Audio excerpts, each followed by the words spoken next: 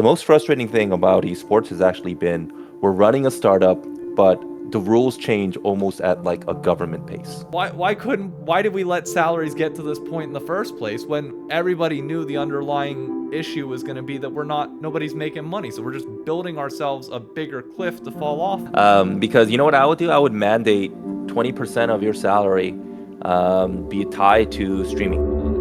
Always good. But yeah, I'm ready to go. Sweet. So how do you want, I mean, I'll open this up to you on where you want to start it, because I have a feeling this could just go off in tangents in 20 million ways.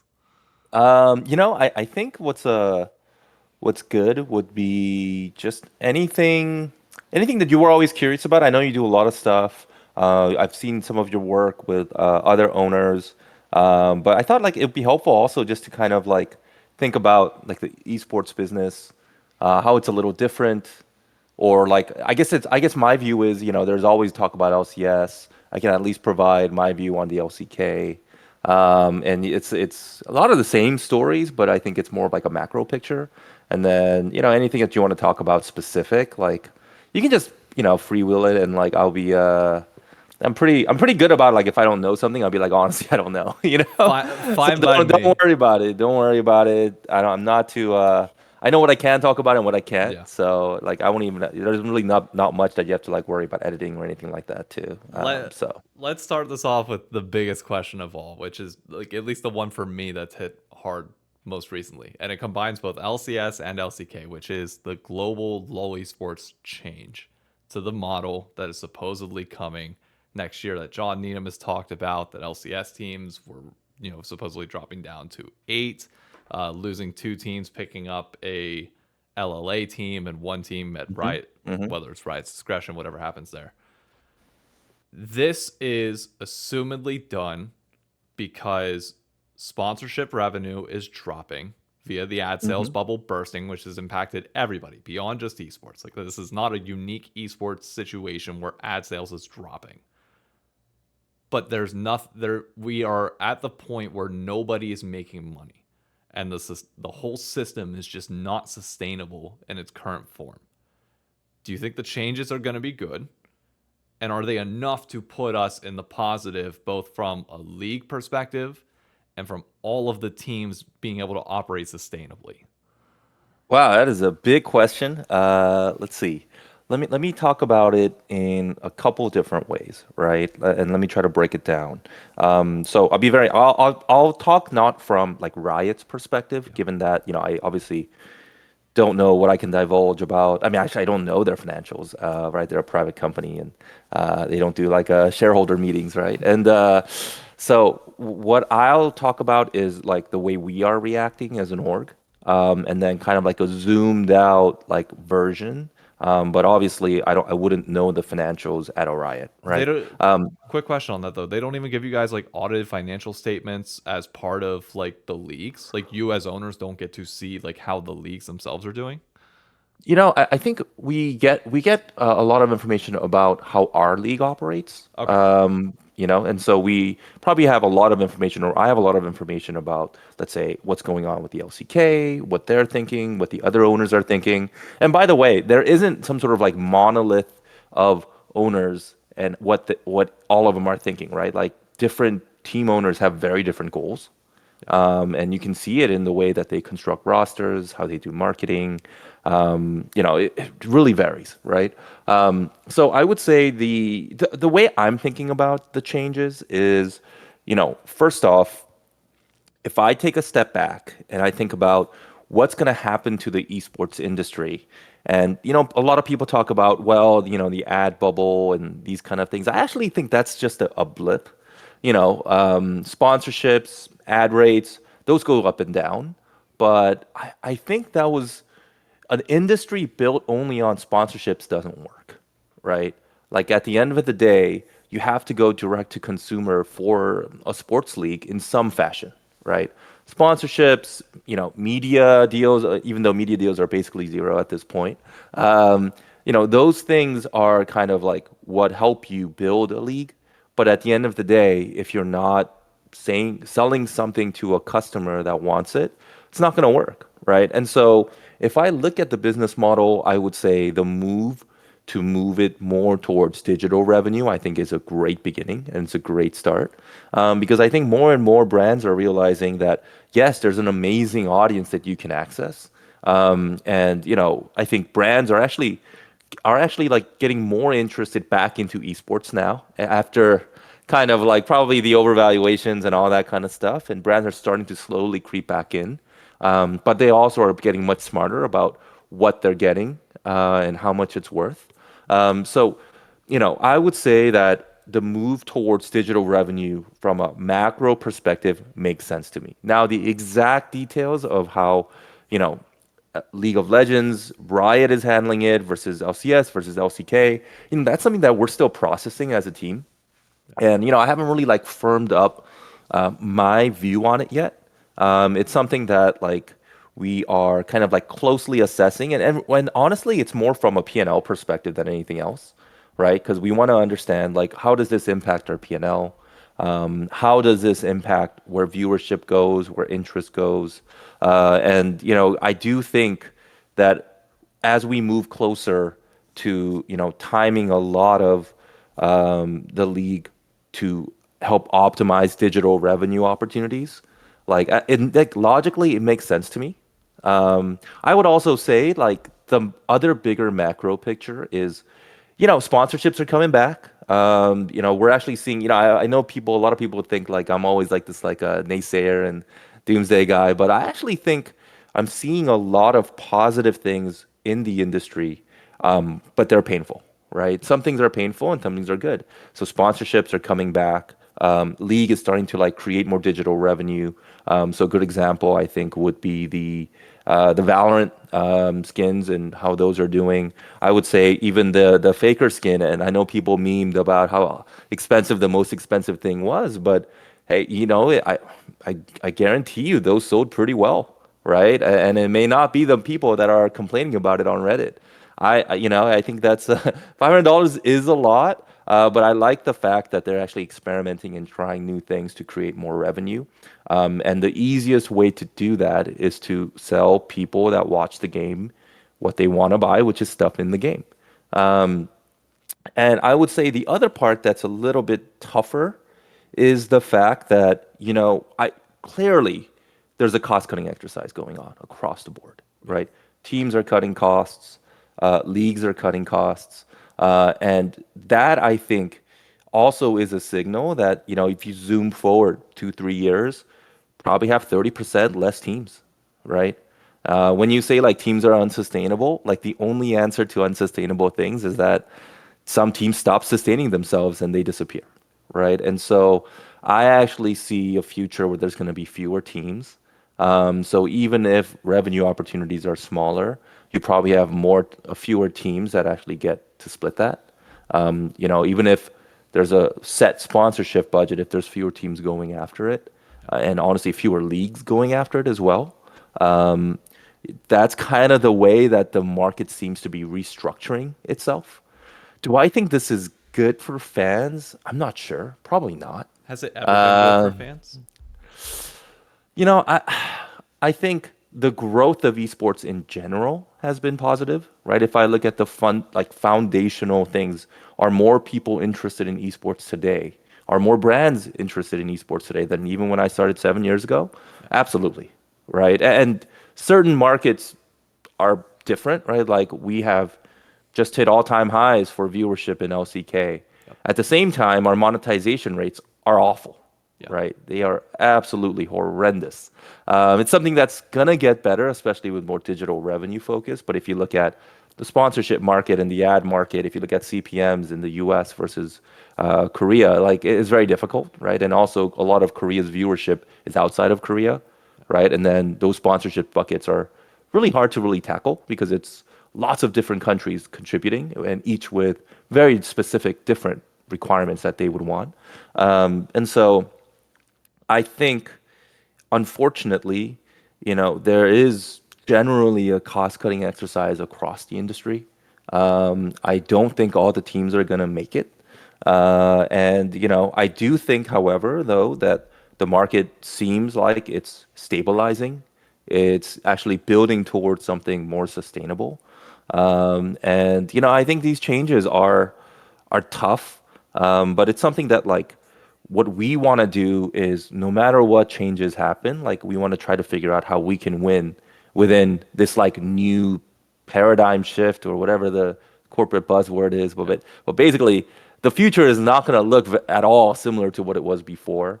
And we got to figure out like how are we going to win in that situation, right? Like for the LCK, we have the SFR coming in, which is what puts a limit on how much teams can spend, which I think is a really solid move for sustainability in the league.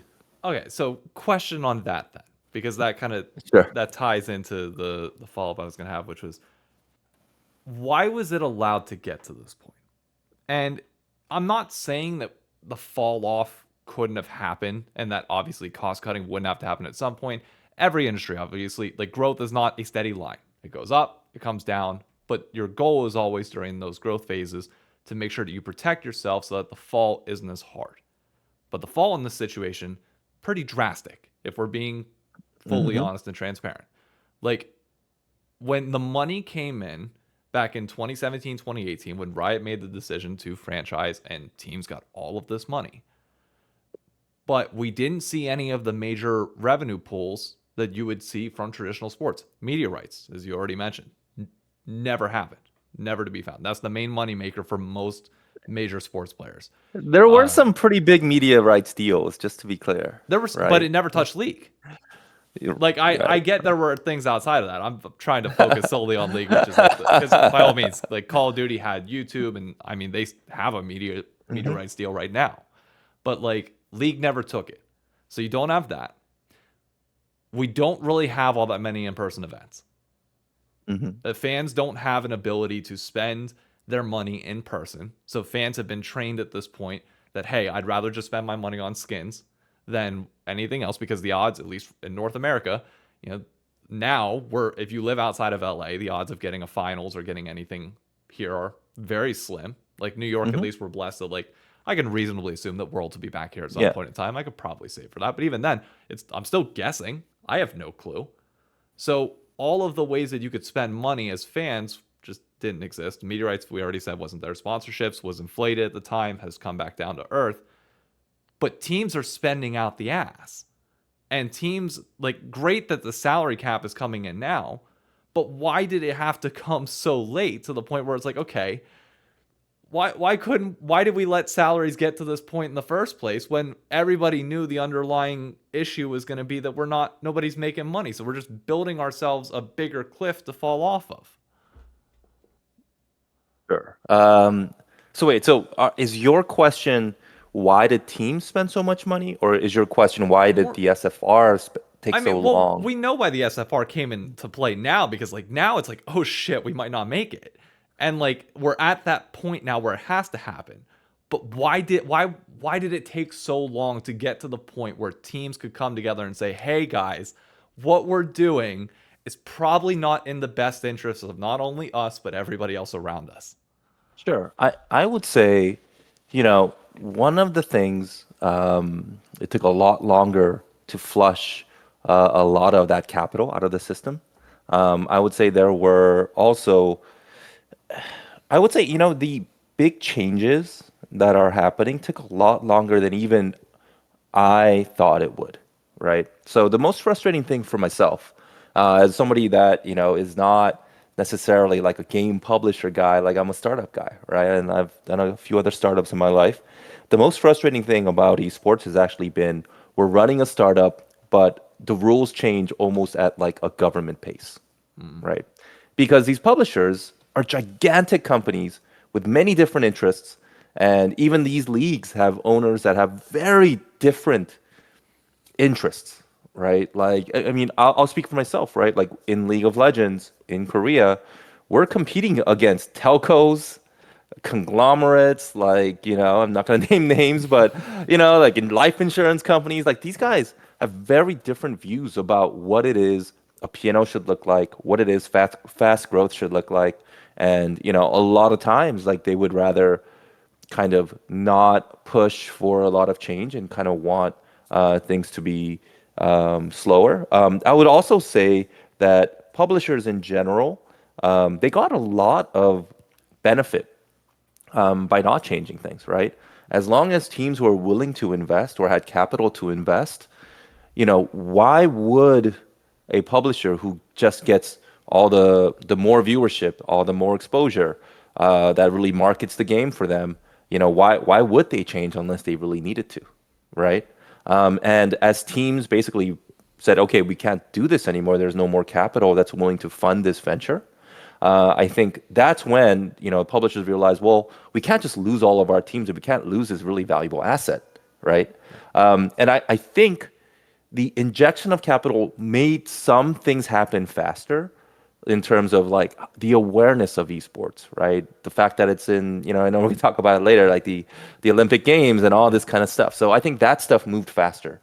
But the part that I think moved slower, and I really think about this a lot, is, an esports match and holding it, because of the cost of production and what fans now expect for a high quality production versus what most fans are willing to spend, the marginal game doesn't provide marginal dollars, right? Now, that's a big problem, right? So if I were to throw I'm not gonna name other teams, but like I know you're a big Hundred Thieves fan, a GenG versus Hundred Thieves fan in New York. Yeah. Unless I like really bring down their production value, I'm never gonna make money.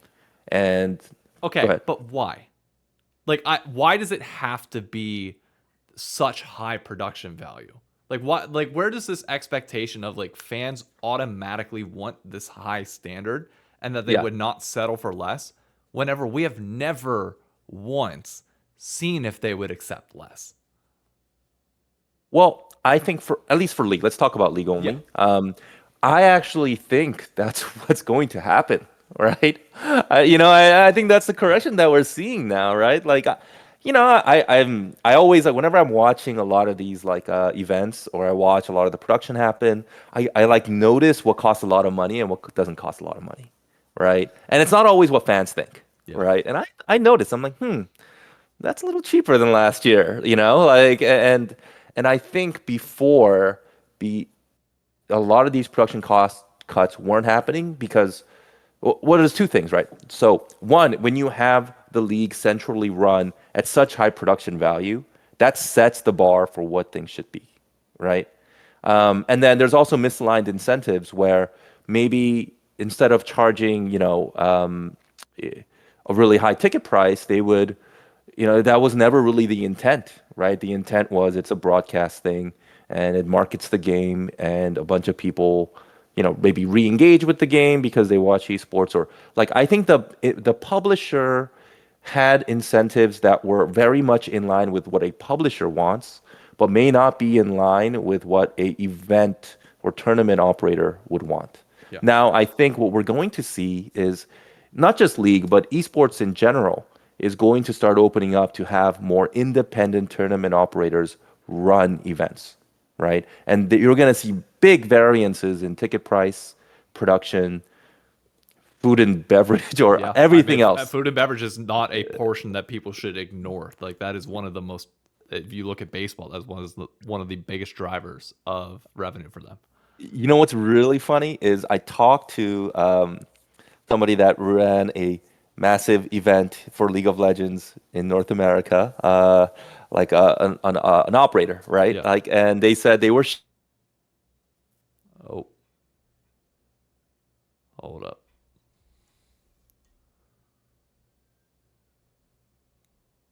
Oh, he froze. Oh, I'm back. You Yeah, you're back. see me? Yep, you're Yeah.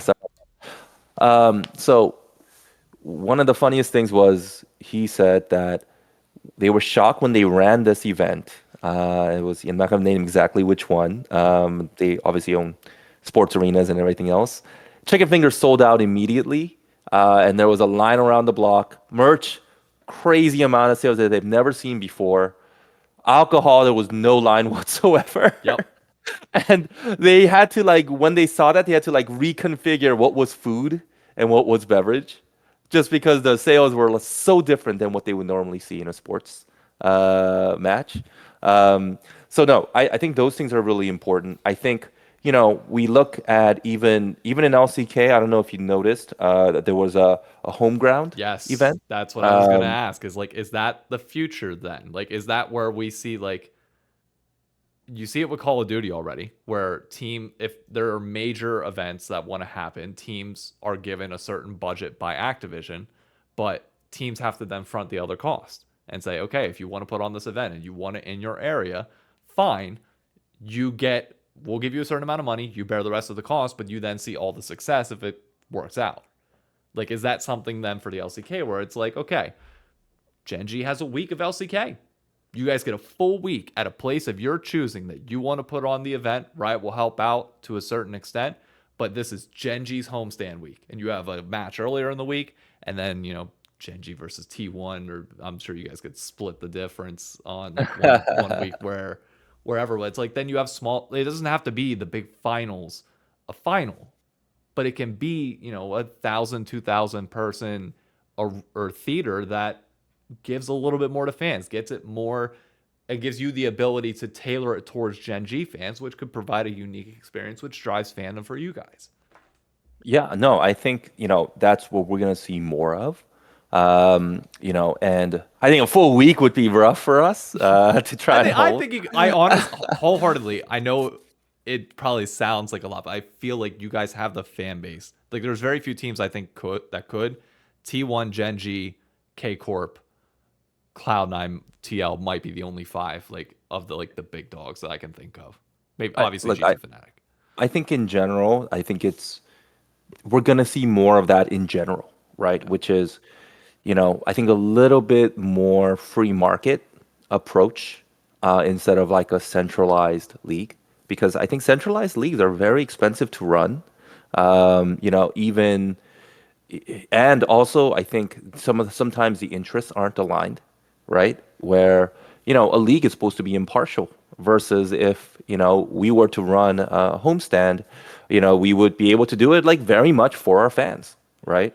And you know, I think it's tough to do that when it's just an exhibition. It's like, it's kind of cool, but you know, it's not that fun, you know. Right? It's Yeah. like when you go out to I'm a huge Lakers fan, but like been to preseason games, and I'm just like, this is cool, but Yeah. like you can see like LeBron not really caring, you You know. you get to those regular season games where they actually matter, and it's like, Yeah, oh, the arena gets bumping a little bit, and nerves start yeah. coming in. It's a whole different environment. So I think we're gonna start seeing more of those in general. I think you're gonna start seeing much more linkages between what a team earns and what they generate in terms of digital revenue, and having that linked in. So these are great moments, not just for the team, but also for the league to have different flavors and different approaches Yeah. instead of just a team name and color being different, right? It's really a different approach, right? Like, and so this is where I'm like always fascinated. Even in Europe, I see like a G2 fan base being so different from a, you know, K Corp fan base, Oh yeah. right? And like there's all these like conflicts, and I'm just like, man, this is kind of fun. Like you're gonna tune in because there's like conflict here, Yeah. right? Because I'm also a huge UFC fan. So Oh yeah. So you're I used I to like that. I like buy into the drama, and I'm like, okay. And as long as, you know, there's lines that should never be crossed, but like as long as those lines are clear, and it's helping grow the sport, and when you grow the sport, you help grow, you know, opportunities for players, teams, and fans, and everyone else. Like, you know, I get excited. So, you know, I think these changes, I can't answer why it took so long. I am probably more frustrated than most of the other ownership groups about why it took so long, but I kind of view it as things are beginning to move in a way that make more sense and more sustainably focused. Yeah. And I would say, you know, if anything, it should probably move faster. Always, everywhere, all the time. Yes. And you know, at the same time, like, you know, these publishers are gigantic companies with so many different interests that, like, you know, I a lot of times when Riot makes a decision, I think about, well, what if I ran Riot? You know, Yeah. what would I do? right? And not thinking about the teams, not thinking about fans, but just I'm a cold-hearted capitalist running Riot. Like, what would I do? And I'm like, oh, I know what. And that's like the best way to predict. And so I always tell every person on our team, like, you can believe what's right or wrong, but you should also be able to predict what somebody that doesn't care what you think will do, and just at least have like a logical basis of what their framework is, right? Where is their bonus tied to? It's not just what is their bonus tied to, right? Like, I mean, Well, you it's think not just about, that. That is where 9 times out of 10 in the corporate world, for those that don't work in the space, that's typically where incentives ultimately kind of yes, come from, because you see a direct pay benefit from following your incentives that your pay structure is tied to. oftentimes as well, there's like a couple misunderstandings about, hey, why doesn't Riot just share more revenue from the game to the teams? I mean, I would argue that all the time, and I think there should be more because I think we create so much value for the publisher. At the same time, like if I'm a publisher, at least during the go-go, zero interest rate days, I'd be like, teams seem to be just spending money without us sharing that much revenue from digital skins. Yeah. I guess we don't need to change anything until until things don't work out, If it right? ain't broke, And don't fix it. so yeah, so I understand in a weird way why these things happened. At the same time, like it's time for change. We need to stop messing around with all these like unsustainable things and just start moving towards a league that makes a ton of sense. We need to work in a league that where every team really is contributing, Yeah. right, and making the league bigger, creating their own flavor. All of these things I think are very positive. And right now, I think in general there's a lot of great partners in at least the leagues that we're in, both on the publisher side and on the team side. But there might be a little bit of pain still left Yeah. to go through. What do you think is a good like 5-year goal then? Because like back in 2018, everybody was preaching, we're gonna be the next NFL, the NBA, we're gonna be in stadiums everywhere. It's like, okay, 5 years later, obviously that didn't pan out. But like, what is the tangible goal that we can try and like from the outside in, we can look at orgs and be like, okay, by 2029, you should be in this spot. Obviously, give or take, gray area where you might be a little bit short of that, a little bit past that. Sure. Who knows? But like, what's a benchmark that we can try and set ourselves to and like hold to standard? So my guess is I think a lot of people debate what the future of esports looks like. Like, are there 100 teams across 100 titles?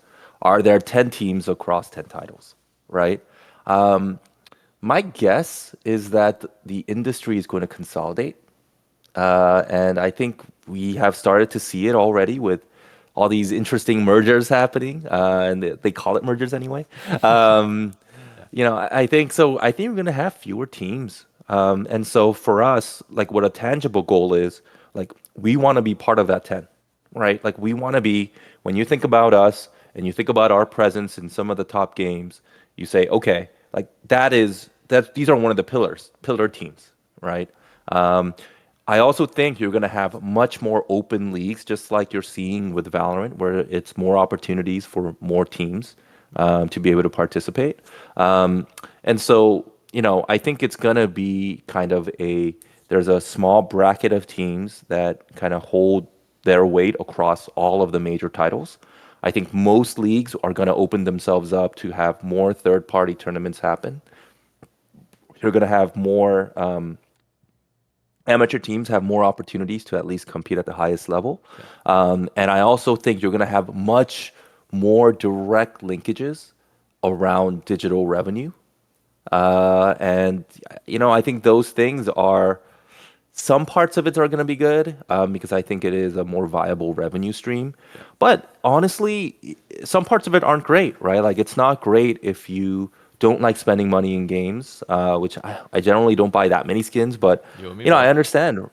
I understand that like not all fans want to engage by buying skins. But at least for now, that seems like the most viable revenue that is most aligned with a publisher's interest, Do you right? think it's fair to to ask, or not ask, but to expect by 2029 the teams that are remaining in the ecosystem to all be profitable, or at least if they're not going to be profitable, that is solely by their own discretion, going like outside of the norm. Like, the by law of averages, the average team across the LoL Esports ecosystem should be profitable by year or year over year. Yeah, I think it needs to be a little faster than that if they're going to survive, I mean, I right? agree. We got Saudi money coming in. We've got other things that feel like they might be bailing out what is like potentially going down the same road as before. Like, some teams will get that money, some teams won't. Like, in theory, if everybody's there, if the average is profitable, then that means that at least there should be a bedrock underneath that people have built on. That's fine. Yeah. So I think what's going to happen is you're gonna have the average become profitable because the teams that aren't will no longer exist. Okay. So it kind of gets there because that's just how math works. Yep. Um, so I think that's what's going to happen. Now, the better question also is, at least in the short run, we see moves towards sustainability happening. We see obviously cost cutting happen both on the publisher side and on the team side. But nobody has a clear idea yet about a revenue model that is super, super exciting. That is like a really big opportunity where incentives are fully aligned, right? And I think we're still working through that. One of the things that I think about is, the idea that, okay, if every team had a skin, then that would be so much revenue for Riot. But that's not, if you look at how publishers generate revenue, that 80/20 rule comes into play, and it's actually like more like 90/10. A few skins with a ton of work behind them do so much better than kind of color swaps or color palette swaps, right? Yep. And a lot of that is I think due to the fact that there is definitely fandom behind teams, but it's actually, even though they're super engaged and they're very active on stuff like Reddit and in these kind of things, it's actually not the vast majority of players just buy stuff that they think is cool and they casually watch here and there, right? Like there aren't as many hardcore fans, and sometimes the hardcore fans don't want to spend as much as some of the other fans that maybe more casually watch and want to engage by purchasing more. Yeah. So, I do think teams will become profitable. I've already noticed it in what teams are doing across the world and where salary levels are. Like, that's definitely come down. Yeah. And I think those things are moves to make the league more sustainable. But just moving down isn't a great and exciting thing, right? So I kind of think more about beyond just getting to profitability. Like, where is that growth going to be? How When can do we we get to actually achieve? emerge back out? When do we finally get to like, you Yeah, turtle up, but at some point you got to get out and start moving again. yeah, exactly. Like, you can't build a great company by just playing defense all the time, Yep. right? Like, you really need, and then this is where I think that digital revenue is exciting because I just want to market the hell out of, and build the fandom and then also track, like, where is my fandom, right? Like, and I would love better tools. I think it's still crazy that when I have League installed, I watch Chovy play one of his, what was it, like 61 champions I don't know. in It's mid. ridiculous at this point. Um, and I'm like, why can't I buy the skin? Why can't I buy the champ? Why can't I buy the skin directly from where I'm watching it? Yeah. That seems kind of weird, right? Instead, I get ads for like random cars that I would never buy. Yeah. I'm just like, what is this? Or I get the same like Tostitos or ad or something, which I actually do buy Tostitos every once in a while. So Okay. Still living I your college appreciate life that. occasionally. Good. So I do wonder if there are things that could be much more directly aligned and optimizations around having fandom in a team, and what the Valorant model does, I think is a really positive step in the right direction. And I think these changes ultimately are or need to be aligned with, where is the publisher making money? Are these moments actually building revenue opportunities for fans to actually want to engage and especially in the game. Is it easier? I mean, this is a no-brainer question, but is it easier to market something in person than it is online? I think so. I think also it's important to recognize that, especially for that group of most engaged individuals, having these big moments where they can come offline is super important. I think one of the things that is really important for us and why we're making a push to do more offline events and these kind of things, because we recognize that, yes, it's important to be able to have these, online moments of fandom, but these offline moments really help kind of create 10 poles that you can build something around. Now, is that every week? Probably not. No. We're just not there, right? And I think these offline moments are important, but the big problem right now, and this is where I think the equilibrium will happen, will be if I can profitably make a offline event occur, then the natural direction would be you're going to have more offline events. Yeah. Today, the every incremental offline event, outside of gigantic tentpole stuff that happens, is more expensive than the revenue it generates, right? And so right now, what you probably need to see happen is production values need to go down in order to make the marginal event cheaper than the revenue that it brings in. When we have videos in the States of high schools having Rocket League tournaments in their gymnasiums with nothing but a white sheet, a projector, and everything Yep. going up, and it's all student run, I refuse to believe, and like the crowd is going nuts in the gym because everybody's Yep. tied to it because they know the kids in their high school, and it's this massive moment where it's like, I look at that, and then I hear the argument from many of saying, production value is too high, we just can't make it happen. It's like, you've got proof that it works at its most basic, bare bones level, and at least in America, whether people in gaming want to admit it or not, we need that in-person element. Yep. You have to connect. It's why college football does so well here in the States. It's why local fandoms do well in the Midwest, which there aren't all that many people in. But yet they come together for these things that they can cheer for and they can have these Yeah. moments. And it's like, there's got to be a world where those production costs can get dropped to the point where you can have way more than just one traveling road show a year. Well, I would argue that this is where the incentives are not aligned, right? Yeah.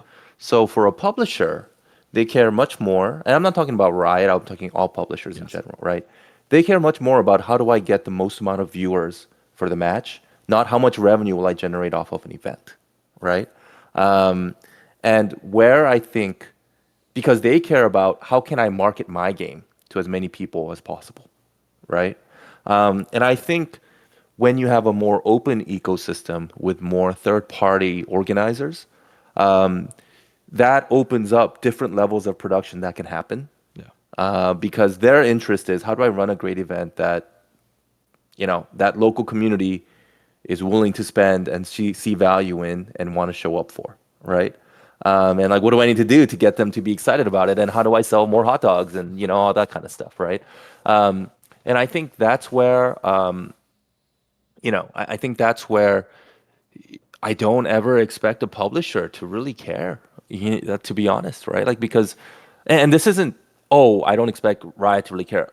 Every single person at Riot that I've met really deeply cares about esports, and and I have a lot of respect for the team and what they've done. But I'm talking more about if I'm a publisher, right? I can make millions and millions of dollars spending an incremental hour thinking about a better skin, Yeah. right? Versus that little extra hot dog, like doesn't move the needle at the very top of what a major publisher would care about. So that's where I think it has to be more third parties involved in the future. Now I don't know what Riot's going to do next year. I have all these kind of things are just more about a macro picture of what I Yeah. see, not necessarily anything specific.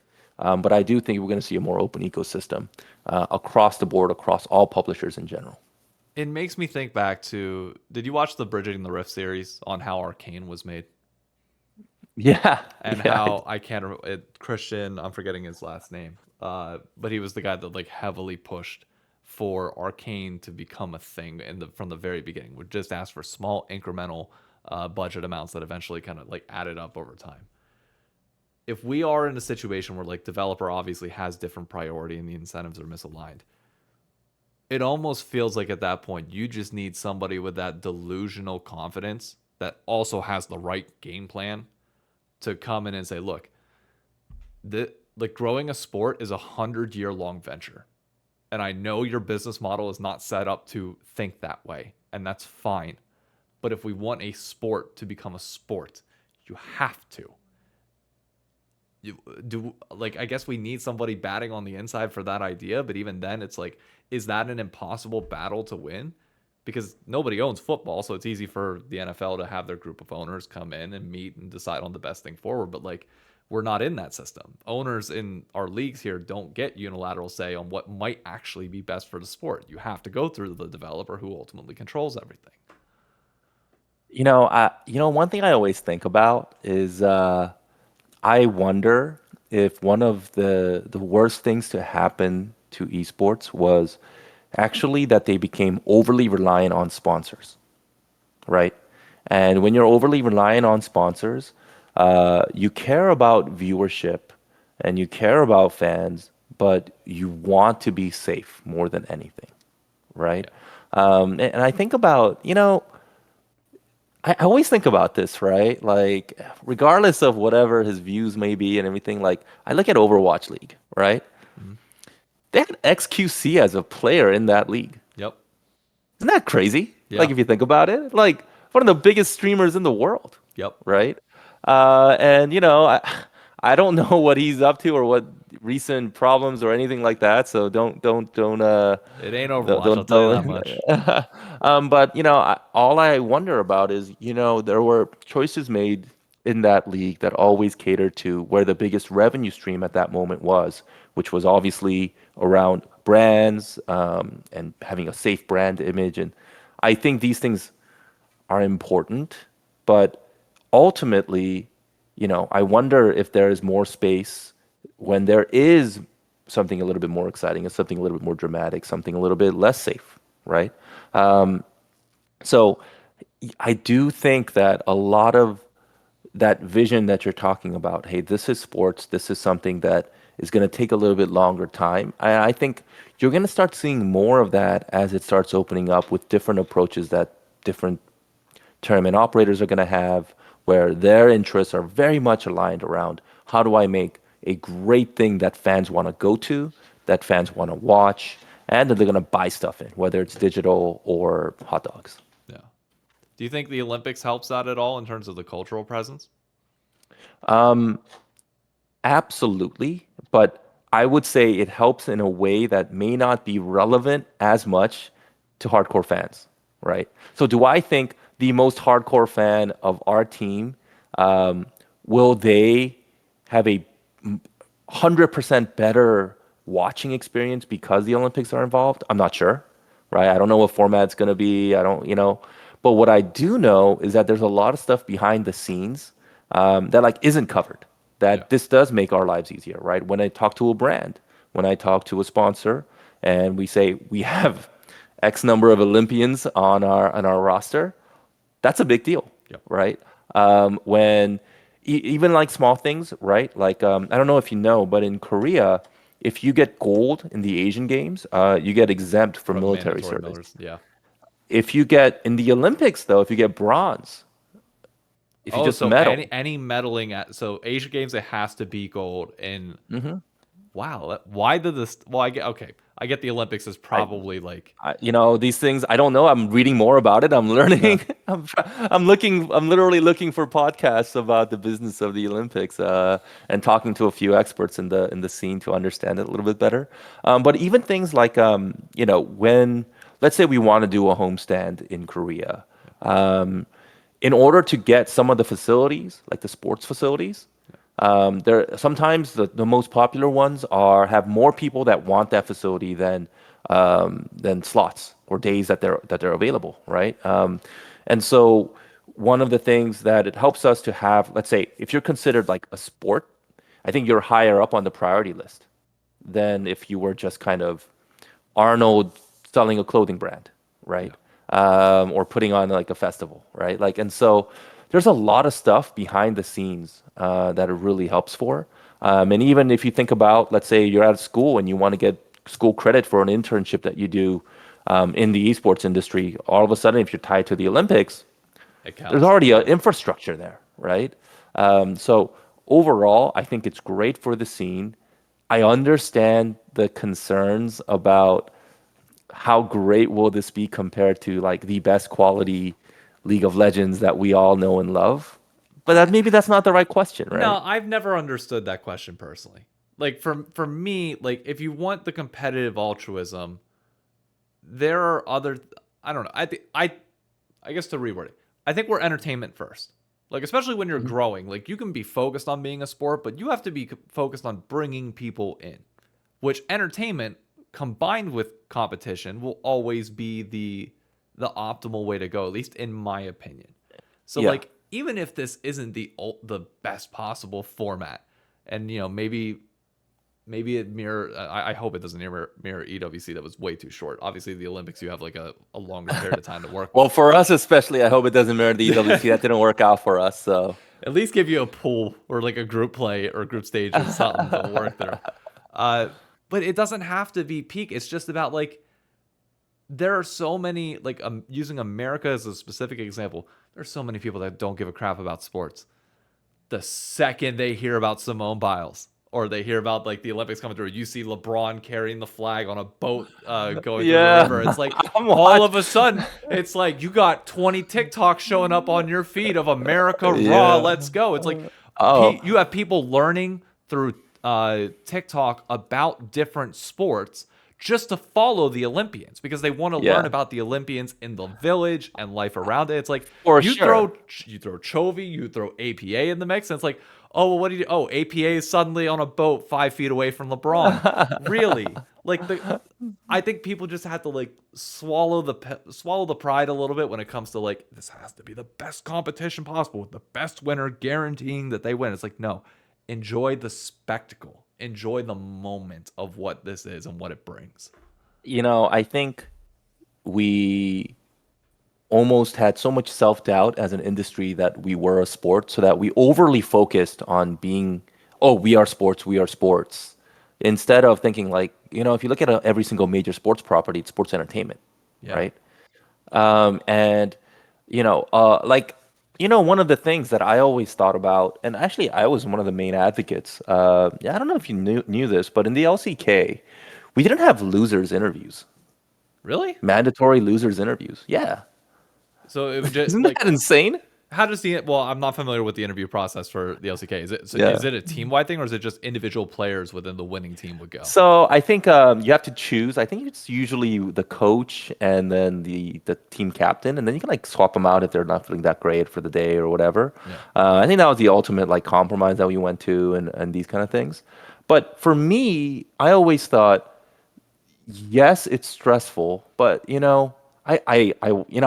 a big NBA fan, and I remember watching The Last Dance, and the one takeaway that I had that I really love was when Michael Jordan said, "I love basketball, and I would do this for free, but I get paid for all the other shit I do."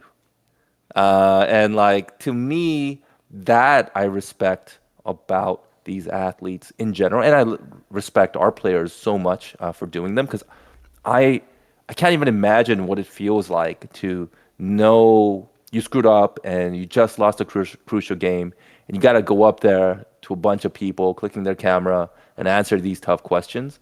But to me, that also creates a connection for a longer term fan development that I think maybe just wasn't the right focus before. It was like, we got to do that. Otherwise, what happens is people just make up stuff about why they lost instead of Yeah. just directly asking, hey, why did this happen? Or what's really funny? It's always pick ban.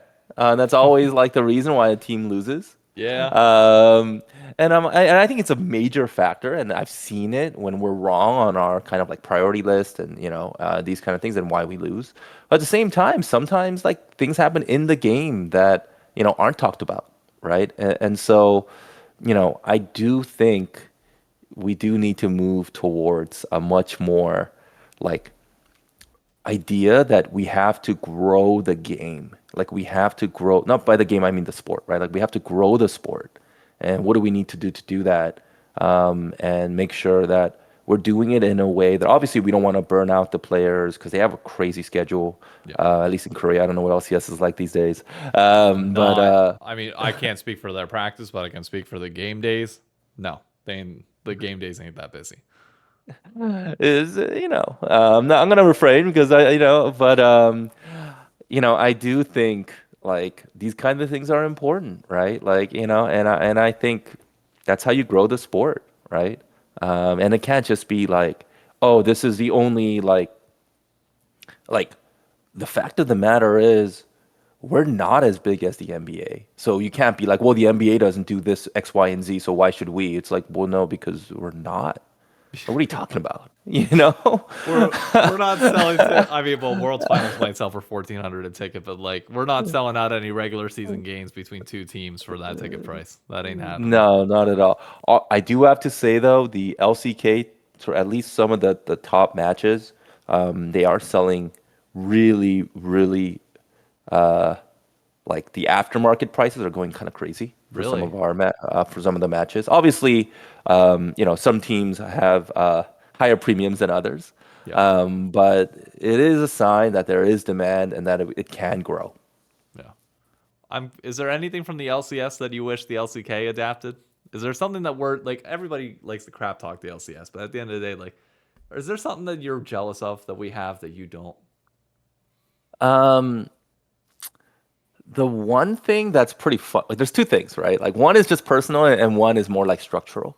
Um, So I think the one on the structural side, or the more structural thing that I think is interesting is, I think having more international competitions, and this is something that I think is going to happen eventually anyway, across all esports. I don't think you can just run an esport successfully, at least at the size that we're at, where it's just one country, right? Even if I look at the Valorant model and how big that's growing and how fast that's growing, I look at that as kind of like, hey, I wonder if it's possible to run a, sort of like a super league out of Korea. Like, is that possible, right? And like, what regions would that make sense at? Obviously, the competition levels, all of these things. I understand why it would be so difficult to do for League of Legends, but I think about w- not League of Legends and changing the LCK. That's not what I'm advocating for. What I'm thinking about the next game, right? If I think about the next game, is it going to be more similar to Valorant the way it's set up, or is it going to be similar more to the LCK? And I would say 9 times out of 10, it's going to look a little bit more like the Valorant model. And to me, I see a successful league one that it probably travels a little bit more across different regions and has more international competition rather than just pure kind of like domestic league and then one international event. So that's kind of what I see. So that's something structurally where I I think I like the fact that there's going to be more international play in the LCS. I don't like the fact that it's really tough and rough for the Brazilian fans and what they're going through. Yeah.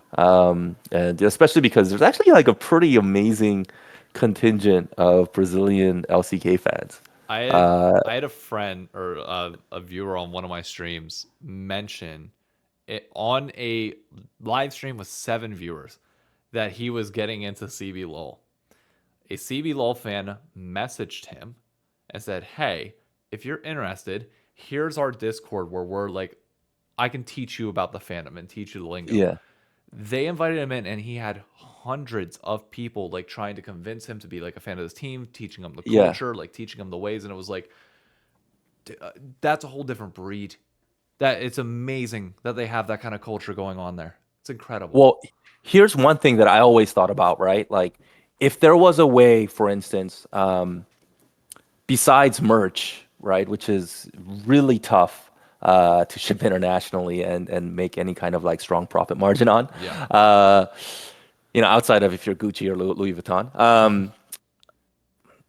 I always think about if there was a way to be able to build a fan club in the game, very similar to the way that you had clans back in the Ooh, day. yeah. Oh, Um, what would that do for us? Because I could then invest aggressively into building a Brazilian. I feel so bad that like we don't do more for all these like LCK fans in Brazil yeah. because there's such an amazing group and community there. But like I don't know how to build a business profitably there, right? Like what can I do, right? Especially if it's built on sponsors. Like, do I go and find a sponsor in Brazil and a salesperson and what? Then you're bringing It's on rough. extra personnel. It gets your failure potentially gets worse if it happens. Versus if we can figure out, hey, how do we build up the fandom, measure it, have them be in the game ecosystem, and I have some revenue tied to it, right? Yeah. That's super exciting, right? I think there could be a lot more experiments done here than anything else, and I always get frustrated because still I get frustrated because if I look at the LCK, I think that there is so much more potential for it because it's such an exciting league and it's such exciting players. And I don't think we're quite able to figure out a business model just in the current setup that we have. And so, I do think about that quite a bit. I kind of view it as like, well, at least in Valorant, for instance, right? Like, I can actually measure how big our fandom is growing based on our competitive play and based on how freaking funny texture our Valorant player is. Um, I can actually see it, right? And I can actually see the numbers. And it's not just how much merch do we sell, right? Which is, it's a sign. Yeah. But I always think about, well, this is much better directly related, I think. And I see it in the numbers in the terms of how many people buy our skin versus how many people buy our merch, right? And so I think there's like clearly something that is hitting more people. And I always think about what there's a famous Y Combinator startup guys are like number one thing for a startup, make something people love Yep. or make something people want. Yep. That's actually the more important. Love is even better, but and that's something where it's clearly a sign that okay, if you can buy the skin in the game to represent that you're a fan of the team, and more people are doing it than anything else that you're doing across all my business lines, clearly there's something here, right? And what's the best next version of that, and how do we build that? And then all of a sudden, I start wanting to invest more into where those sales are coming from, especially in a global league, Yeah. right? So I think that's where we need to go to. So for League of Legends, the fact that you have to win worlds to buy anything from the team is crazy. Oh, It makes no you're sense. telling I'm still clinging on to my one optic icon that I bought back in 2018. Is like the last little bit of hope that you had to buy like like because that was it was so small, but it was a really nice touch of like you buy it at a base level, but you have to grind in the game to be Yeah, able to prove that you were a super fan of this team. And it's like yeah. I'm willing to do that. I'm willing to give my time to prove that. Like, oh, I miss that. Yeah, there has to be more opportunities, right, for fans to be able to express their fandom in the game or even as a viewer, right? So I think this is a terrible idea, and we probably shouldn't do this, but I think it would be funny. Uh, I always say, like, what would it look like? And sometimes I get some backlash because I have like some of these like hot takes that are probably terrible ideas. But for me, I think about it as more like a. I wish we would take a bit more of a park by feel approach rather than trying to perfectly Yeah. 360 into the parallel parking spot, right? So what I mean by this is, what if this is just a what if? Let's say you're watching an LCS match, Yeah. right? And what if you spent $100 and you can make a rocket fly by on screen? Oh, Jesus. Right? Of hey, 100 Thieves number one on the screen, Yeah. right? Obviously, if they do that, there's going to be a lot of backlash. Who knows how many people will actually spend $100 on this thing? Yeah. But I wonder like, is that kind of like at least getting the ball rolling on something that is a little bit less ridiculous than a rocket flying by, Yeah. right? How could we actually do that? Like, how could we actually do something that actually is about expressing your fandom in the actual viewer and being able to watch it, right? And then you start thinking, okay, well, then how do you integrate co-streamers into this and co-streaming? And well, what if that was the one requirement that all co-streamers had to sign up for this thing and then it's actually a new sponsorship asset. And how do you create the next one? So I kind of view it as like the first idea is kind of stupid. But you refine it and you figure it out from there, but you don't just shut it down just because the initial idea seems abstract. Yeah. And I think I wish there would be more of that kind of approach. And I think tournament operators and third parties, they can do that because they have to, Yeah. right? And it's always stuff like ProView, for instance, is what some people talk about. TLDR, nobody watched that stuff No. because guess what? It's actually boring. I don't know if you guys ever watched a sport and you've watched one player and you track one player. It's not fun. No. Unless you're like a freaking hardcore, like you love that like screen that they set, and you love the cut that they made. Like that is a very different fan. You're not even Right. dealing with the 10% at that point. You're dealing with like the 0.1% of like super diehard fans. And right now the problem is the incremental cost of that bandwidth and production is not worth the incremental revenue that it drives, right? But what if there was a way that if you do watch that, you could express your fandom differently? I don't know. Maybe I there's mean, some like better versions of it, it's basically like that's the same thing that people do with their favorite Twitch streamers already, where it's like, you want to get on stream? Donate $50. Don't like Yeah. have a paid message on YouTube chat or the super chats that they call them now. It's like have those, but basically on the broadcast in a way that doesn't compromise the viewing experience. Like you could, I don't know if it's possible in like the broadcast room to have somebody that can like toggle it on and off like for key moments. So then in a moment afterwards, like it's able to go through, or you And what have if like it's windows. I don't know. and I like a good example would be what if it's opt-in, right? Yeah. Right? I think then you don't have to, opt into it at all, right? Instead of opt out, right? Like these like small differences make a major difference in the execution, right? I'm not saying that this is going to be what solves the monetization problem Yeah. for esports. It's still going to be mostly digital revenue and skins, but I think there's a lot of work to be done around even how do we monetize viewership more directly with consumers and with viewers. And I think there's a lot more that could be done there. I'm not sure what kind of time you have to jump out at on this. What time is it here? I know it's late over there, but I Oh could no, go it ain't for it ain't late here. Like it's 10:08 here, but I stay up late. I could go for about let's say to the 8 o'clock mark here. So 11. Okay, so we got time. Yeah, yeah. This is probably out of your direct purview, but I'm curious to know your thoughts selfishly on this question. Do you think we will ever get a New York City League of Legends team? Do you think they're A like you're New obviously York involved City with League of the Legends Overwatch team. League? You know that you clearly bought in at least at some point to the idea that local fandom is an important thing. Can that work in League of Legends, and is it possible for me to have a New York City League of Legends team? Um, I think it's possible when matches are played online, right? Um, and I that's I think that's my short answer is I think it's possible when it's played online. Um, I'm not sure that it is. Here's a couple things I learned from Overwatch League, right? I do think that being able to say that is a city team did create fandom, right? There was definitely interest around local sponsors, local everything, around being able to say that this is the team for, let's say, New York City, Yeah. right? And it opened up kind of natural allegiances, the same way that like everybody all of a sudden cares about fencing versus pistol shooting versus every time the Olympics Yep. rolls around, right?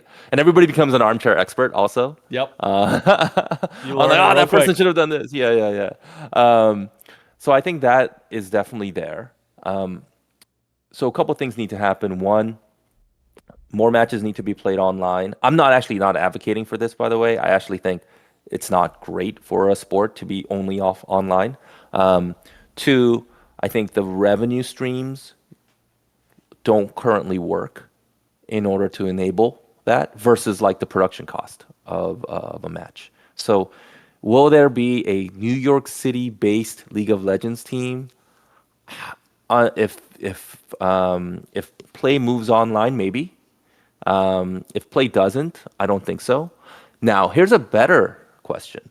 Okay. Could there be a model where we have a roadshow League of Legends tournament? Dude, I've been pitching that for Absolutely. 3 years.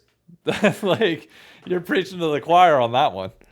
But are there enough people that would be able to pay the amount of money that it costs to produce that event and to be able to Yes. get everybody to travel Yes. and pay for travel costs of the players, you know? Yes. Um, In, that's the in the part that U.S., I think. you cannot tell me we sold out the State Farm Arena in Atlanta, Georgia. Granted, GenG, T1, obviously bigger teams than what we might have in North America right now. That's a 20,000 seat arena with floor seats, sold out 2 days. World's Finals sold out. Group stage here at Madison Square Garden, 5,300 capacity, 12 days in a row, sold out every single day. There is no way that you can't tell me that we couldn't fit a 2,000 seat theater. Which, if people were saying like, "Oh, that's so small," go to a Broadway show once in your life and tell me that that's small, because that's a 2,000 seat arena. It feels way bigger than the number like tells you.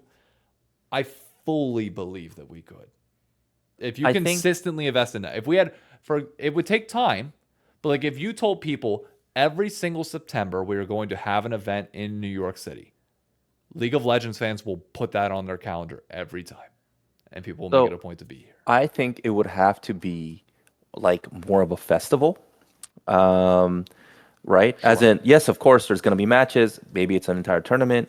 I think those are possible. And I remember even in Call of Duty, some of these homestands that people were having were run profitably. And I know they continue to probably run at least part of these profitably, right? Yeah. And so I do think it's possible, but I think the formats would have to change. I think the production costs have to change. I think there's quite a bit that has to change for that to work. The other part is there needs to be, now there is, but back in the day, right, at the beginning of Overwatch League, there were actually in the US, we looked at this thing, there weren't that many ready-made venues for esports. Yeah. Oh, I remember a lot And of people talking about that. and then also different cities have different rules around who can work these events and unions and a bunch of stuff like that. By the way, I'm not taking a view on unions, just to be clear. I don't want to be No, you're put on blast on Twitter, but when you look at the numbers and how much it costs, you're like, ooh, you would have to charge fans a lot of money to make it profitable. And, you know, I think right now, to be honest, there's probably too many esports matches for the amount of demand that exists uh, in the world across all esports, yeah. right? So I think when you have fewer, you have scarcity value, and that allows you to be able to sell those events in like a special way, right? So I think there's a lot more structural changes that need to happen in order for this like New York vision to be realized. And even then, it's maybe not in Manhattan. Oh, I will acknowledge.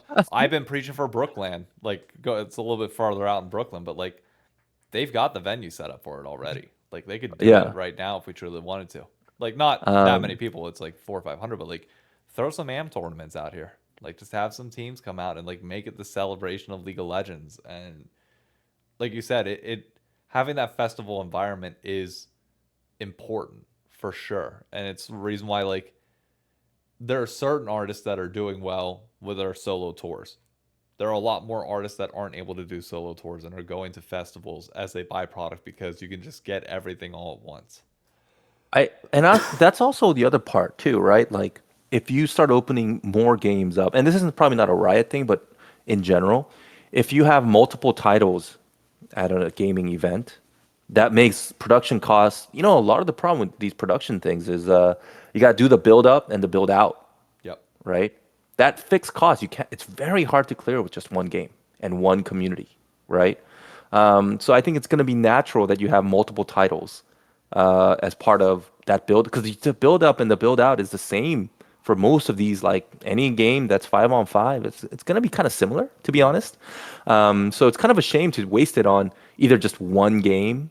So either a tournament for that game is also good, or you could do multiple games in order to be able to fill up kind of like multiple days, Yeah. so that you're able to generate revenue off multiple days. And I think that's kind of what would need to happen before you see more of like a bigger New York City presence, in my opinion. Yeah. What are the odds then? I mean, the format's kind of leaning towards that way. What are the odds that we get a VCT LoL Esports combined event, a combined international event?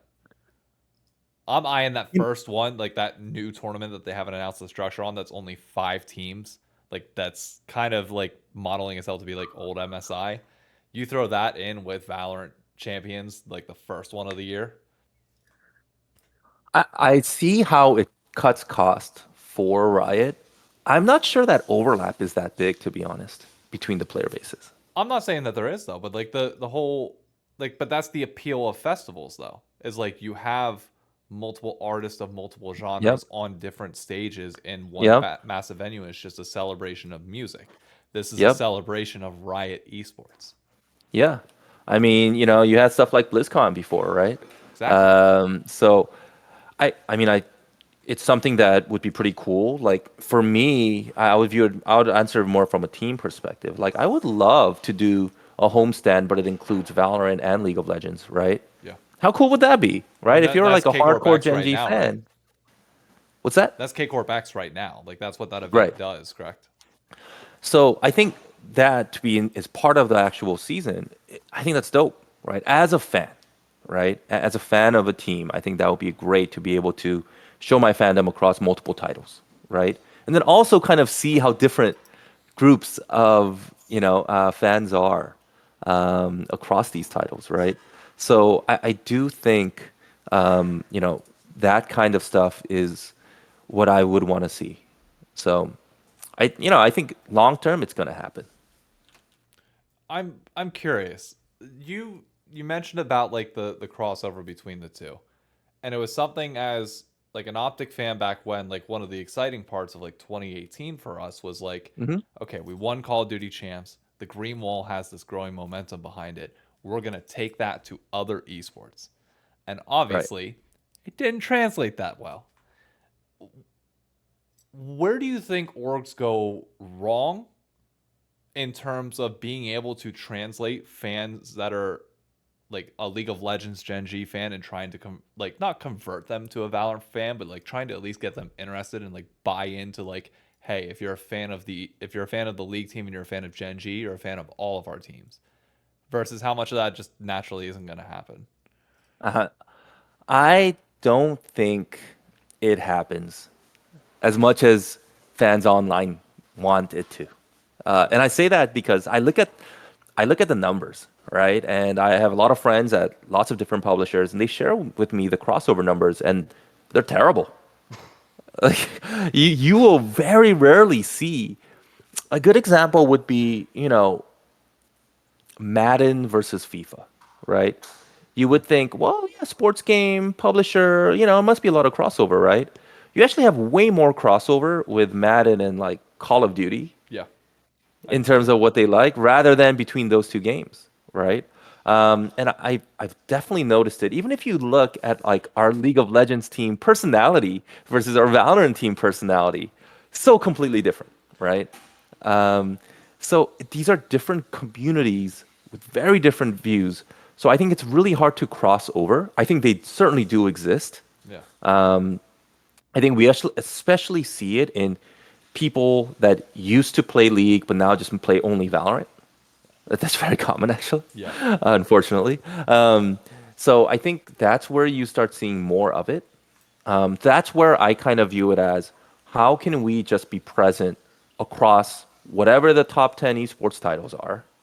We want to have a strong presence there so that when you're picking up a new game that's going to be the next future League or future Valorant game, and we have a presence in there, you naturally sign up to be part of our community in that game, Yeah. right? So to me, I think there needs to be kind of a wave of new esports titles built from the beginning where we have a presence authentically in there versus I don't think it's going to happen where you're a fan of League of Legends and then if you don't play Valorant, you're not probably not going to be a fan of our Valorant team. Yeah. Do you think that time it will come? Or there's a lot of conversation of like whether League can last that long. And like everybody wants to meme like, oh, League's dying. It's like it might be stagnant. I wouldn't say it's dying. But is there going to be a next wave of esports titles? And the counter to that then is League or Valorant going to be one of those games that can last forever? Like, will we see one of the existing esports last 20, 30 years beyond where we're at now? I think it's possible, but we have to then. So here's my view. I think there's going to be more esports titles, yes. Right? There are too many amazing publishers and too many amazing developers working on too many interesting games for it not to happen. Right? Number two, do I think games can actually outlast, yes, but I think maybe it has to go in a different model. Like I think it's really interesting that Dota went to Dota 2 and how do you create like League of Legends 2 or how do you create incremental updates in a game this big or make big step changes where, fans, want to continue, right? Obviously Overwatch and Overwatch 2 was a bit difficult. Yeah. But like, I do think there is so much value in the IP that it's almost natural that you're going to try to figure out how to expand on the IP, redevelop the IP, and upgrade the IP so that it can continue to last over 20, 30 years, right? And so does that mean that the game that we're watching in 20 years will look like the game today? Probably not, right? I think tastes change. When a good example is even in Korea, we noticed that a lot of our younger talent, a lot of the hardcore young kids, are playing Valorant. They're not playing League, Yeah. right? That's a problem, right?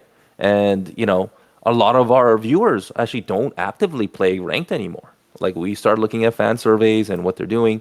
They'll play some, maybe they play ARAM or things like that. Yeah. Or Swarm. Swarm's pretty fun actually. Um, but like, that's a problem as well, right? And so, you know, that means that the game in the future has to look very different from what they're playing today in order for it to continue to attract that crowd. And it's also really tough when you have 140 champions, right? I was going to ask, are there any changes that you want to see that you think would help bring not What's your opinion on Fearless Draft? I haven't. I'll be honest. I don't watch NACL, where it's there purely because Hundred Thieves doesn't have a team involved, and Sure. 30 years old, wife, dogs. I've got a life, unfortunately, and Yeah. content takes up basically a full second time or second job. So I don't have time to watch it. In concept, I like the idea of it. In practicality, the one tiny bit of it that I watched, it was very hard to track bans. It was very Yeah. hard to get a perception of like what champions are allowed versus what's not, which I'm sure would Yep. come over time of viewing it. But like inherently, even as somebody that watched League for 8+ years now, it wasn't very clear to me initially. So I'm weary on. I think Fearless is like a good way to go, or at least the concept of it at a minimum is good. I don't know if this will be the final form execution. Obviously, that's subject to change, Yeah. but I'm not sold that like that will ultimately be the thing that saves us, quote unquote. Yeah. So From I share the same view as you, as in I think it's an interesting experiment. I understand why it's good for the game, yeah, as in the publisher side, right? Because you're able to try to market more champs and more skins. So I'm not saying good as in, oh, this is morally good or, this is great for the sport. What I'm talking entertainment about wise, it's is, good. yes. Now, I do think that there should be more experiments. So I stand on the side of more experiments to try to figure out how do we actually continue to grow that viewership and continue to grow the engagement and continue to grow sales in something, Yeah, right? And I think that's going to be where a lot of that focus is going to be. So, I think a good way for fans to predict what will happen. So whenever Riot makes a decision, all you have to think about is what does that how does that affect the P&L, Yep. right? And if it reduces costs, they'll probably do that. If it increases revenue, they'll probably do that. If it does both, they'll definitely do that, right? And so I think a company is acting like a company, right? And like and I don't think it's okay to like go nuts on Twitter, like chasing after whichever names that that work at Riot and being like, oh, it's their fault. It's like, I guarantee you it's not any individual's decision, right? No. It is a company. It's a gigantic company, right? They do revenue in the size of like a small country, Yep. right? Um, so I think it's one of those things where for us, um, obviously we work in partnership with them to try to figure out how can we build something really great for a really long period of time, Yeah. right? At the same time, if there is a decision that we don't agree with, I always try to take a step back and think like, well, why are they making that decision? What is kind of the P&L motivation? And then I usually generally understand a little bit of like what's going on. Yeah. Do you think Premiere would help? I mean, you're familiar with Valorant. Are you familiar with how Premiere works in it? What is? Premiere is a weekly system where you go in and you basically form a team in the game. And Oh, I know exactly what you're talking yep, about. Yeah, yeah, yeah, yeah, yeah. we don't have that in League. And like when we talk about it, one of the things that like gets people playing is solo queue numbers are down and people are playing ARAM. It's like, okay, well they people clearly like the Summoner's Rift experience itself separate from solo queue. That's why they played it so heavily whenever solo queue was seen as this like less toxic but more just like grindy fun thing. Yeah. What if you only have to do that once a week because you have a match and you're playing with your friends because you're going to naturally be in voice comms with them versus solo queue you're not going to be in voice comms? Like, would that have a very tangible effect on play rates? I think it would, at least maybe not like to the degree that some people think it would just save the game, but I think it would bring more people back to playing the game that they then watch on the screen. Um, you know, it's tough for me to answer that. That's a good question. Maybe the better question is if it is good for the game, why is it prioritized less than other things that they're pushing, right? And like I think that's probably the right question Yeah. to ask, and because it may marginally improve, but is it big enough in order to create versus the amount of work that it creates versus doing something else, right? Now, I wonder about the state of North American esports in general. Yeah. I worry about it actually. Really? It sometimes feels like, you know, the competitive scene in North America doesn't seem like it is growing at the rate that we want it to, in order for it to be successful long term, right? Like I look at a good example is I think about I look at like LCK teams and players really going so hardcore to try to become a successful pro and the amount of hours they put in, versus I don't quite see that in the LCS. And I think part of it also is that if you had to tell me what's better, being a content creator or being a pro player, I think 9 times out of 10, probably that content creator is going to be the choice, right? And I think that's a different approach, right? I'm not saying one's better than the other. It's just if I look at the rates of what young people want to do, one versus the other, they want to be more content creators rather than they want to be a professional esports player, Would they right? rather be Faker or Mr. Beast? They're choosing Mr. Beast every day. I mean, I think just on the revenue he generates, I think most people, but that's where the market is too, Yeah. right? So that's where I like wonder, like, is the future going to look a little bit more like a Logan Paul fight rather than a, Muhammad Ali fight, right? Like, that might be where it goes, to be honest, I mean, in maybe North America, right? I mean, fair. My thing for North America is, and you can agree with it or disagree with this if you see it differently. I think that people stopped caring about their brand because when VC money came in and inflated salaries up as high as they were, with Impact getting over $1 million a year, Perks getting over $1 million a year, Vulcan's buyout was ridiculously high. Your priorities shifted from like, okay, do I put 2 hours a night into streaming, which might set me up down the line 5 years from now to be really good and have a career afterwards? Or do I do whatever I can to make sure that I can sign that next $1 million contract? And everybody opted into, I'm gonna make sure I finish as high as I can in the league so that I secure that contract because that's where the majority of my money is right now. And You bring up a really good point. we're I dealing with the completely repercussions of now we don't have any people with brands.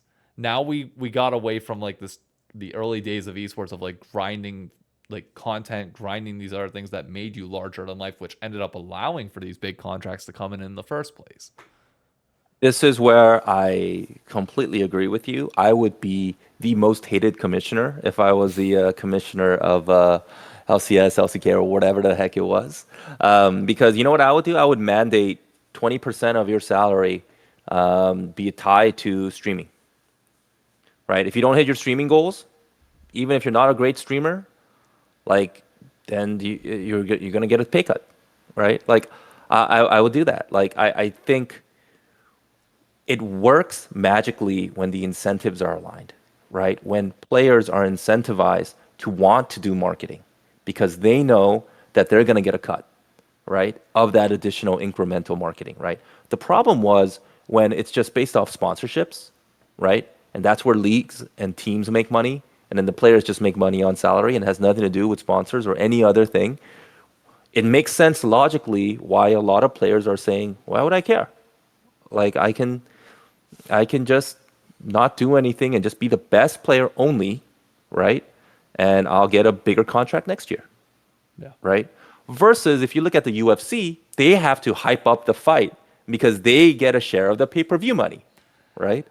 Or even on Valorant, you see players actively needing to hype themselves up because they're getting a cut of some of the team skins and some of these things that actually are driving the majority of the revenue, right? Yeah. So what needs to happen is we just need to all align around the fact that if we're not selling something and marketing something, we're not going to have a sport. We're not going to have an industry, right? And so that's where I think it's a shame, even though we did move quite a bit in terms of the last 7 years, in terms of the presence of overall of esports and the acknowledgement of it and the status of it. Parts of it, I think, are broken when it comes to players not feeling like they need to help market the sport. Yeah. That, and also this is, I think, the only place where leagues can come in and mandate a few things, right? One of the things that we pushed for, and we have now, is 1 day a week, 1 day a month, I think. Yeah, I think it's like 1 day a month. It's like a content day Yeah. where no teams are allowed to scrim, right? And obviously, it'd be best if worldwide it becomes, I don't know what the right mix is. It's certainly not 20 days, and it's certainly not 1 day, Yep. but like 1 day a month where, the league can say you're going to come in for your content day. Nobody, and don't worry, you're not going to get less competitive. So all the other teams, you guys can also fulfill stuff you need to do for sponsors or make other content and all of these things. It's not great that it's only 1 day a month, but Yeah. there's some balance there that we like lost sight of because we didn't. If for the longest time it was, oh yeah, some brand will come in and create sponsorships versus why don't players care about, by players, I'm not mentioning any like individual player, but Yeah. just in general, how do we create a system where players can care about the viewership they bring? They care about their social presence. And how do we create the incentive so that they want to do so rather than just telling them you should, right? When in reality, it's if you're a better player, you get paid more and that's it, right? Do you think teams bear more responsibility in that though? Because like I look at Optic and I like the Optic boot camp is a very real thing for a very clear reason. Like Hex will only bring people into the org that understand the content grind and understand like that culture, and it's because of that it's never left, and everybody that comes into the fan base, you can expect a minimum threshold of content from them no matter what. We're, incentives might be aligned now, but like where was that, whenever we saw that problem potentially rising a bit ago? I think you're going to start seeing more of that happen. There's always, I saw some Reddit rumors about how certain teams, even in Asia, are going more the content route and these kind of things. But even content is, the truth of the matter is, I don't know how much, I don't want to echo phase banks, but like, honestly, I do think about that a lot, as in like, in North America, do people really care about esports and want more esports content? Or maybe there's too much esports content now. Like, I don't know how many documentary series of different teams you need to see. Um, You so definitely don't. And to be clear, Immortals viewership, sorry to call them out, speaks for that in and of itself. But people still I want to see the players interacting in ways that like we normally would. Like I want to see Sniper's personality. I want to see Quid come out of his shell and see him beyond just League of Legends, so I can see this thing that I can tie him to that's also related tangentially to pop culture, potentially that relates to the times and feels like, oh, he's not just a player, he's a guy that I could go to a bar and have a drink with, and like we'd have that in common. so this is where I wonder, and this is what I would want from the LCS is I would rather LCS be the league that takes the most experiments or like kind of Hail Marys at figuring out, okay, we're gonna now mandate streaming, or I don't know. I think it's tough for the players, especially the ones that aren't streamers, and I understand, but like figure something out where we reward players that are working to build community and build fan base and build and reward teams that are doing so as well, right? And I think that's where we went wrong because the business model was built on winning and sponsorships. So again, it was built on sponsorships. So how do you get the best sponsors? Well, one, you have to win because the majority of the viewership happens at the biggest moments, which you only get to if you make it to Worlds, Yeah. right? So if a huge chunk of your viewership is really just, yeah, how big your fan base is, which is important, but also can you make it to the big top events, right? Can you make it to the playoffs? And so you are incentivized to basically have them do less other stuff and more practice, right? Yeah. If anything, all the other side stuff almost creates more headaches oftentimes, right? So this is where I think, and this is something that I think is starting to happen where teams are realizing it's not working.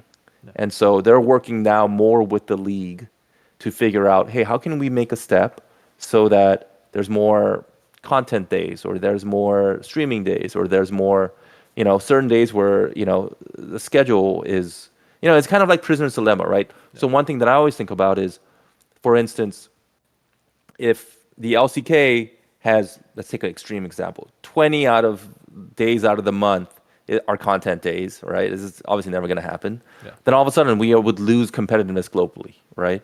Yep. So it's almost, we need that governing body to come in and say like, hey, for the betterment of the sport, we need to take some of these drastic steps. And this is one thing that I hope more commissioners and these things are empowered to do, because I have a ton of respect for like what David Stern did back in the day with the NBA. A lot of people don't know the NBA went through really rough times. I mean, Oh, yeah. really, really rough times. Even before like Magic Johnson, these things used to be on tape delay.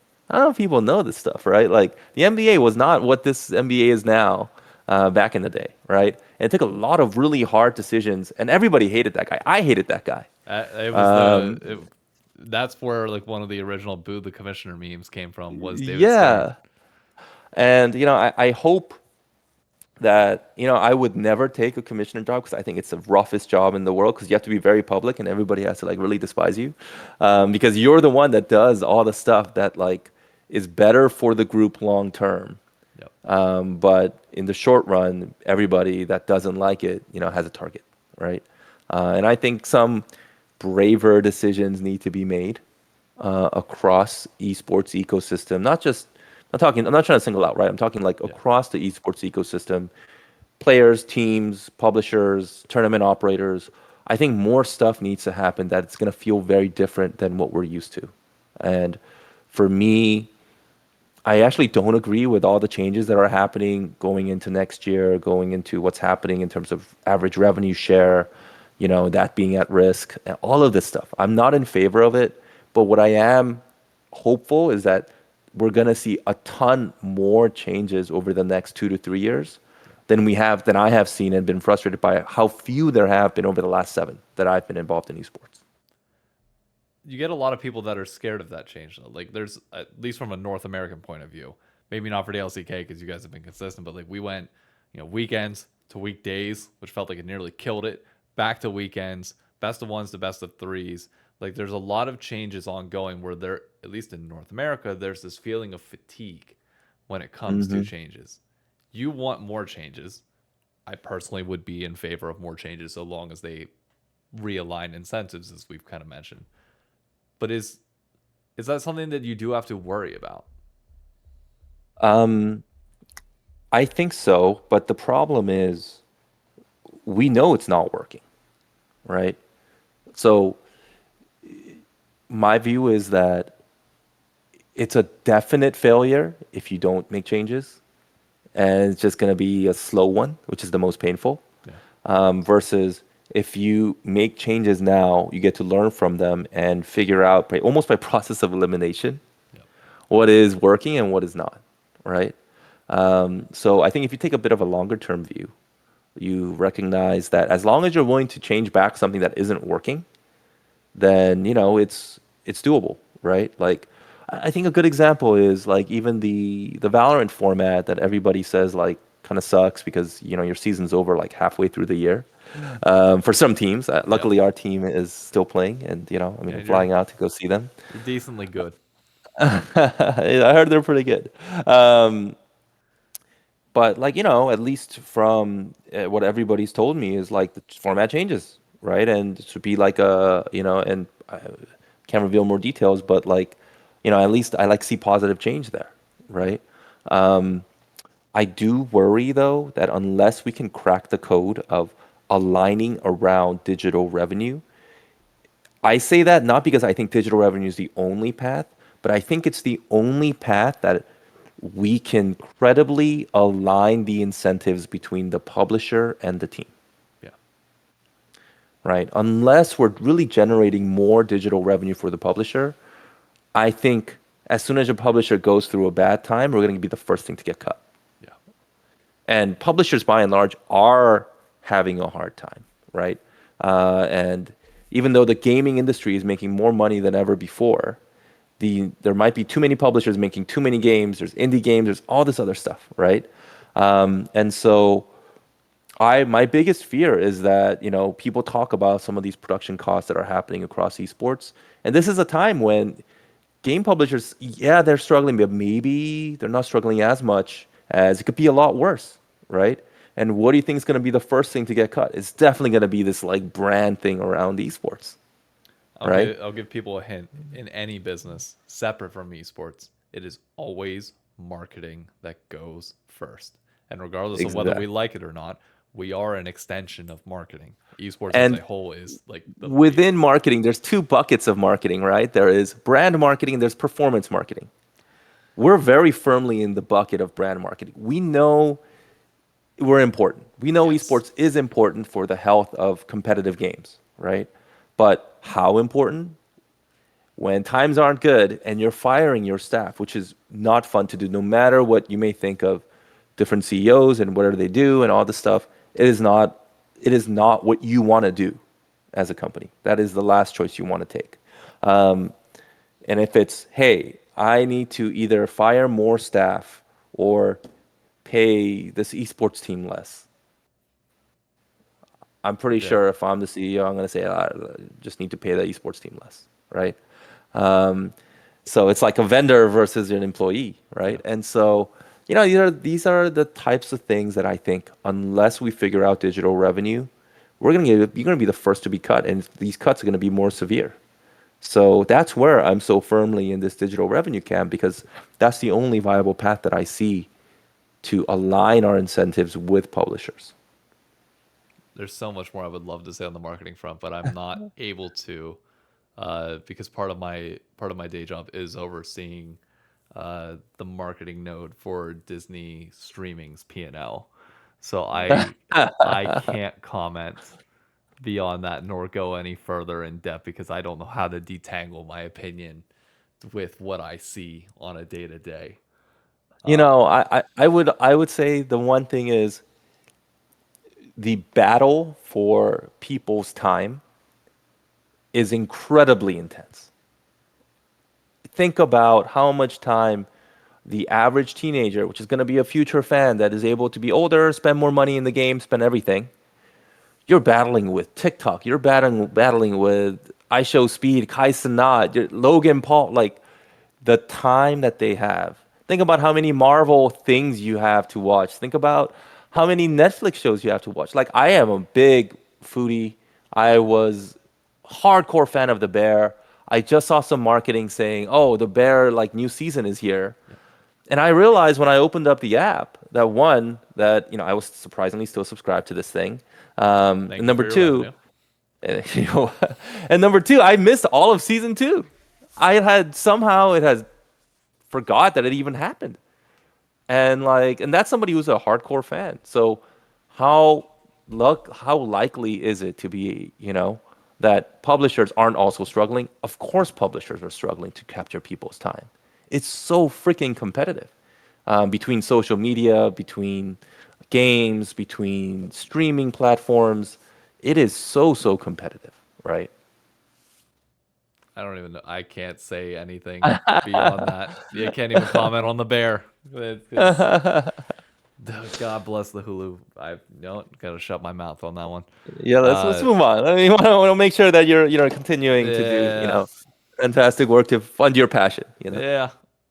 Okay. Final question I got for you, because then I know I gotta meet the wife soon. Do you think content creators in the league space play a role in esports at all? In the sense Content. of like, I don't get the feeling that we have a lot of creators in the space that are as passionate about esports as you would think. Like obviously there's Cajal, there's Abai, there's Kometo who do their thing there. But it's a drop in the pond relative to the overall league content creator space. And is there anything orgs can do? Because you mentioned about like the 20 days of like players stepping out to do content. Could orgs be doing more on the creator front to help bridge that gap? Like, are there creators out there that could, in theory, say pros only have to do 15, but there's a creator that can help do 5 and they become a through line for the org that, despite roster changes, there's this creator that is a diehard GenG fan that ultimately becomes the embodiment of fandom, but also is within the org and is a content front there. So, a couple things. I was one of the main proponents and supporters of the idea of co-streaming in general, right? And creating spots for co-streaming to happen officially. And I thought, clearly that it worked, right? And I'm not going to say, oh, I deserve it. It was more, there were people that were against the idea, there were people that were neutral, and I was definitely in the camp of strongly in favor, right? And I advocated for it. So LCK even was one of the first teams to even create content creator like co-streaming slots and these things. Co-streaming is the future. Yeah. Like that's where the majority of viewership is for Valorant. That's where the majority of viewership is going to be for esports in general, right? So I think from a co-streaming angle, absolutely, I think that's where it makes sense. From a content creator angle, I don't think the incentives align great right now. So what I mean by that is it's great to pay somebody to be a content creator for an org, but it has to make sense, right? And if they're not like hardcore fans of the team or of the sport, doesn't work. And then the other part is beyond sponsorships, which is like really tough because the incentives don't align because an org is a middleman between what a content creator could get. And if they get really big, like they just sign with whatever, one of the major talent agencies, right? And they don't need an org, right? Um, and so it doesn't make sense to go pay a ton of money to content creators long term. And I think you're seeing fewer and fewer orgs, unless like content creation is their main strategy, invest heavily into content creators because the incentives don't align. Unless you want to be a full-on content creator house, right? Are you going too big then? Because you're saying that it costs a lot, and I agree. Like for upper end, it went. Apologies, wife just got home. Uh, like obviously, trying to pay like K-Drill and Fnatic. Obviously, that's probably one of the higher end deals that you're looking at there. But he probably brings good value because it's very aligned with watching and co-streaming, right? Fair. But here's where I think something gets really exciting, right? If I'm a content creator and I'm able to generate more revenue directly by supporting the team, not just from what the org pays me, but in terms of not just the donations and the viewership, but how do I do it so that, I'm more directly tied to sales of something in the game, Yeah. right? And how do we get to that world, right? Where they actively contribute more to the bottom line of a purchase of something in the game, then all of a sudden it becomes a math problem, right? So I do think there's a future. The problem is today you don't know what inputs to put into that equation to see what's valuable and what's not valuable. And with sponsorships, the incentives aren't aligned because most creators either they're so small and you have to just buy low and hope they grow, or if they are too big, then you have to somehow get a discount from them for the value that they can drive from sponsors. Versus if they're more directly aligned around, hey, this person can drive this amount of rockets that shoot on screen during the match, where the team and the content creator gets paid for it, or direct fan membership in the game, or skin sales within the game, right? Then all of a sudden, everything gets aligned, right? And it actually makes sense. I mean, I'll be honest. The reason why I asked this question is inherently selfish because it's one of those that, like, for me personally, when I'm looking at like my future in the space, like that's the route that I've always wanted to take. But I know I'm different from most in the sense of like I will give up things for me to be tied with the org that I love because I see a ton of value in growing together long term. Maybe that's just me being very commitment based of like, my mom gives me a Florida Gator when I'm 4 and I'm a Florida Gator fan now Sure. about to be 30 and I am not deviating from that. And maybe that's a sense of loyalty that, some don't know in esports versus like traditional sports being like that. But like, I don't know. There's a lot of traditional sports fans that I think like you give Mets or Yankees fans the chance to be a part of that team, and they will be there and they will do everything for them. I mean, also don't forget the fact that in traditional sports, there's heavy incentives for players to want to remain with the same organization. Yeah. Versus in esports, every year it's a brand new team for almost every single roster, right? And so it's like roster roulette almost for every single time you tune into League, which is hard to gain an affinity to any single team. The players just keep swapping out every year, right? So I do think like co-streaming is definitely an angle that I think should be explored further. And how do we actually create more unique monetization opportunities? Like maybe we don't do the crazy rocket on the official broadcast, but maybe we put it as a mandate across all the co-streams and experiment more with those kind of things, right? Yeah. And give a cut to the streamers that are obviously like, putting that on, right? Like I think we should be actively finding new revenue paths for co-streamers and content creators around expressing and fandom, but through something that people want to buy, Yeah. right? And I don't know what that is yet. And I think this is another topic for another day, but YouTube and Twitch do not care about esports, No. right?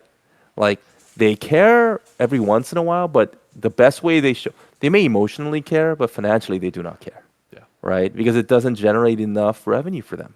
No. And so they're not going to prioritize these small incremental improvements in monetization because it's not like the major revenue driver for them. So, I think, when I asked that question of why can't I buy Chovy skin in the game, because they're worried about solving another problem, right? And it's not an esports problem. Fair enough. This is pretty much hitting our cap, so I don't want to ask anything else that would take No, more no, time. I dude, I've always wanted to kind of get on your show and all this stuff because I don't know, I just like the fact about what you're doing, and what you're trying to do, and you have like pretty like interesting conversations with a lot of folks, and you go into topics that are actually a little bit more in depth than I think a lot of other shows go into. So, especially from the business side. So, I really appreciate that, and I think it's cool what you're doing. I appreciate you taking the time to talk to me, man. These conversations are unfortunately few and far between, and I just appreciate anybody that's willing to give any time at all to them. It's much appreciated. Of course, man. Thank you for having me on. I appreciate it.